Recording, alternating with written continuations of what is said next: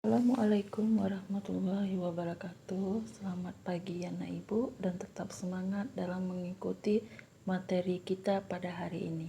Adapun materi yang akan kita bahas yaitu tentang keunggulan dan keterbatasan antar ruang serta peran pelaku ekonomi dalam suatu perekonomian. Indonesia disebut negara maritim karena memiliki banyak pulau, tanah yang subur, dan jika dilihat dari letak astronomisnya, Indonesia merupakan negara yang berada di kawasan tropis. Artinya, kawasan yang selalu disinari matahari sepanjang tahun. Karena letaknya yang begitu strategis, maka masyarakat Indonesia lebih dominan kepada mata pencarian yang berasal dari sumber daya alam. Jenis-jenis mata pencarian rakyat Indonesia yang pertama itu adalah pertanian atau perkebunan, di mana kegiatan ini lebih dominan kepada daya dukung tanah. Tanaman yang biasa mereka tanam itu adalah homogen atau sejenis dan pelaksanaannya biasanya dibantu dengan menggunakan tenaga hewan ataupun tenaga mesin. Jenis mata pencarian yang kedua yaitu peternakan, di mana rakyat bermata pencarian dengan cara membudidayakan hewan ternak, dan hewan ternak yang mereka pelihara itu berbentuk hewan unggas. Jenis mata pencarian yang ketiga yaitu perikanan, di mana kegiatan mata pencariannya adalah sebagai nelayan. Yang keempat itu adalah ekstraktif, kegiatan yang mata pencariannya mengambil hasil dari dalam perut bumi. Beda mata pencarian sudah pasti beda kebutuhan, sehingga timbullah kata pelaku ekonomi.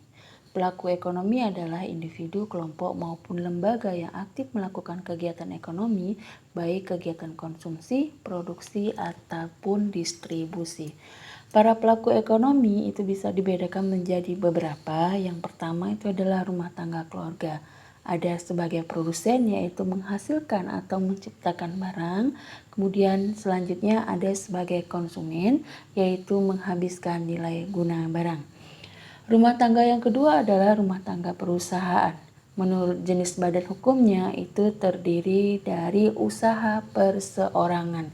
Usaha perseorangan ini adalah usaha yang didirikan oleh satu orang di mana modalnya lebih kecil dan biasanya usaha dibuat atas nama pribadi. Selanjutnya adalah usaha firma. Usaha firma ini adalah usaha yang modalnya antara 50 sampai dengan 100 juta, kepemilikannya lebih dari 2 orang. Dalam mendirikan usaha, namanya dibuat berdasarkan kepada kesepakatan pemilik modal dan pada nama usaha biasanya di depan ditulis dengan huruf UD, artinya adalah usaha dagang. Usaha berikutnya adalah CV, yaitu kerjasama atau usaha yang didirikan oleh 2 orang atau lebih, di mana pendiriannya harus memiliki akta pendirian di notaris.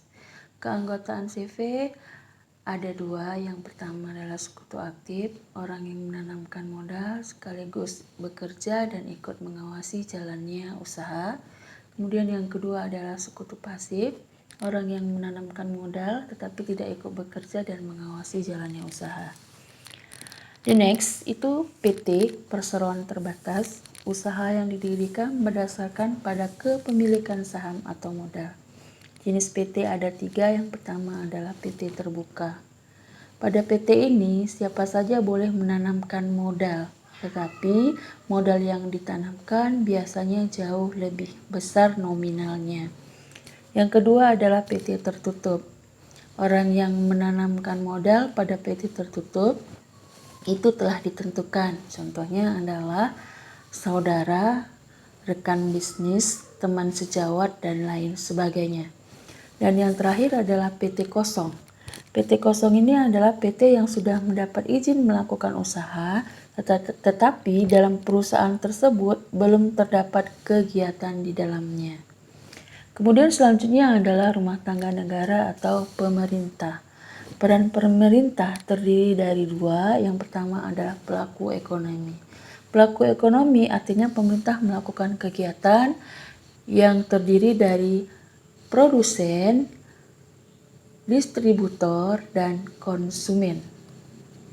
pemerintah selanjutnya adalah sebagai pengatur kegiatan ekonomi. Artinya, pemerintah yang mengatur para pelaku ekonomi agar kegiatan perekonomian berjalan dengan lancar dan mencapai tujuan ekonomi nasional yang telah ditetapkan.